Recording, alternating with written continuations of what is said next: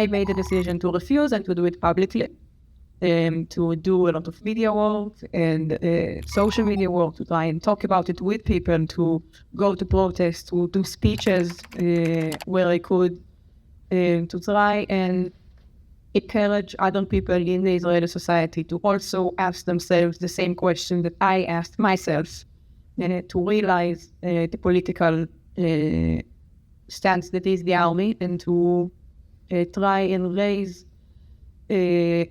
voice of a different narrative, to try and bring the Palestinian voice into the conversation where it is not being heard, and to try and bring a voice of an alternative, of a peaceful and just solution, of validating Palestinian history and Palestinian suffering, and seeing each other's narratives and trying to fight dehumanization, to truly get to the root of the problem, and to try and fight against the us versus them kind of mentality that really rules this land, where I don't see any us versus them, and I don't think that any future will come from an us versus them,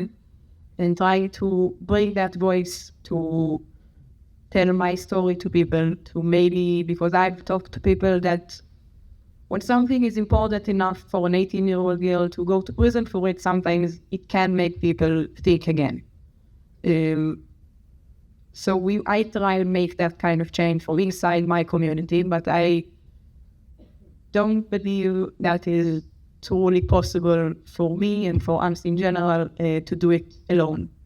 The Israeli society is extremely militarized, very racist, very nationalistic, and it is only hearing its own narrative, the narrative that people grow up in the Israeli education system are hearing from the moment they are born, almost, that kind of narratives of we are a victim, we are the only victim, and we are nothing but a victim, that we need to have the strongest, most powerful army in the world so no one can hurt us. That is our only way to survive. People are living in existential fear that everyone hates them, that any criticism is anti-Semitic. And